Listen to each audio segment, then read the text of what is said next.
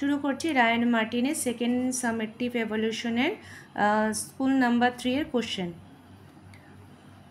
এখানে বলছে once upon a time there lived a monkey on the bank of a river. কোনো এক সময় একটি বানর নদীর ধারে থাকতো। Right the middle of the river there was a small island with many fruit trees. সেই নদীর ঠিক মাঝখানে একটি ছোট দ্বীপ ছিল যেখানে খুব অনেক বিভিন্ন রকমের ফলের গাছ ছিল। Sweet and juicy fruits grew on the trees. মিষ্টি এবং রসালো ফল সেই গাছে গড়ে ধরেছিল। At a distance from the bank there was a huge rock in the river. কিছুটা দূর যাওয়ার পরেই নদীর ঠিক মাঝামাঝি জায়গায় সেখানে একটি পাথর ছিল। নদীতে একটি পাথর ছিল। A part of it was above water, আর ওপরে কিছুটা অংশ জলের ওপরে ছিল। One day attract by the delicious fruit the monkey jump to reach the rock and from leapt in on to the island. একদিন সেই সুস্বাদু ফলগুলোর মধ্যে আকর্ষিত হয়ে সেই বানরটি পাথরের মধ্যে লাফ দিল এবং সেখান থেকে সোজা চলে গেল সে দ্বীপে। Not so difficult after all, খুব একটা কঠিন ছিল না। হি সেড টু হিমসেলফ, নিজেকেই বলল। Soon he was enjoying the sweet fruits, তারপরে সে খুব মিষ্টি মিষ্টি ফলগুলো খেয়ে আনন্দ করলো। From the trees there was hardly any other animals there, so he was no danger, সেখানে অন্য কোনো প্রাণী ছিল না বলে তার কোনো বিপদও ছিল না।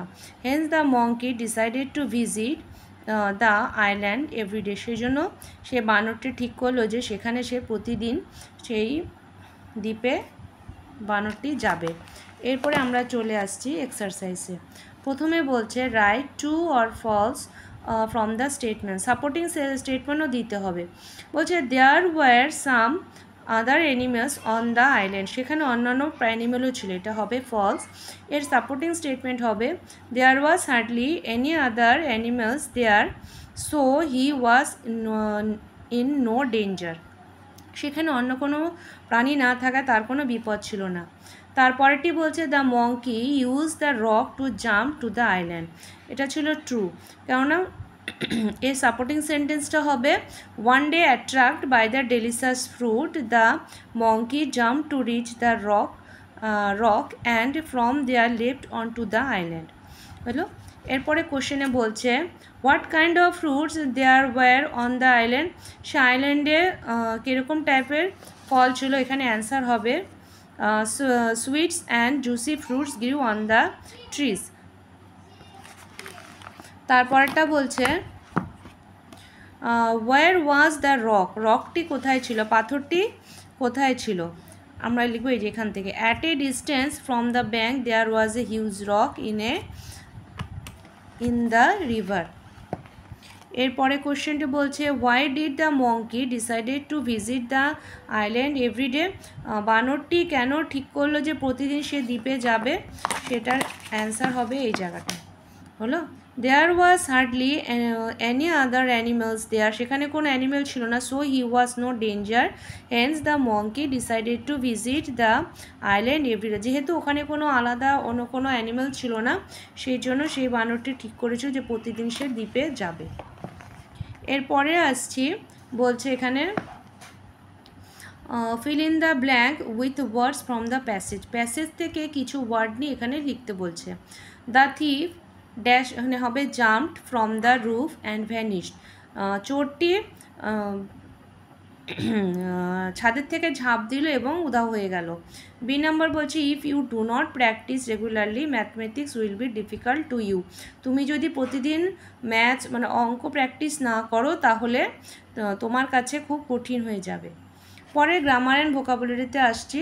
বলছে feel in the blank with present continuous tense of the verb given in the bracket.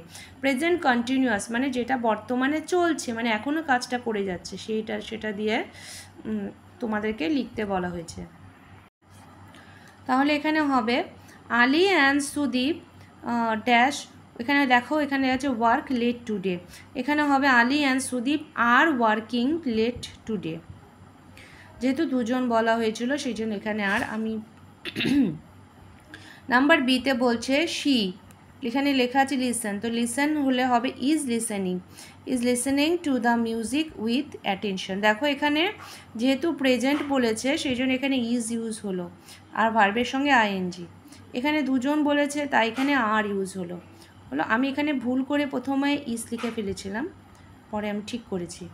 পরে এখানে দেখো নাম্বার 3তে বলছে make sentences with the following word, এখানে বাক্য রচনা করতে বলছে। অনেস্ট মানে সৎ, my father is an honest man. B number বলছে always say true. Number 4 fill in the blank with appropriate preposition বসাতে বলছে। Mr Brown lives in England. B number হবে the tail of a monkey is long. এরপরে writing স্কিলে দেখো বলছে write a paragraph within 50 word describing your self with the help of the following hints. What's your name and age, the place you live in, the place name of your school, your hobby, like and dislike, what's you want to be when you grow up, তুমি যখন বড় হবে তখন তুমি কি হতে চাও সেটাও দিতে বলছে।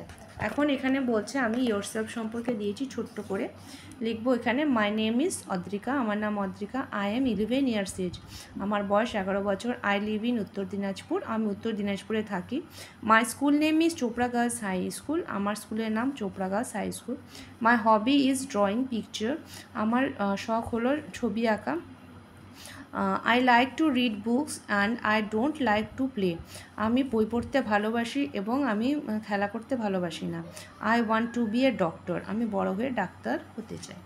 এই হয়ে গেল আমাদের 3 নম্বর স্কুলের কোশ্চেন অ্যান্সার।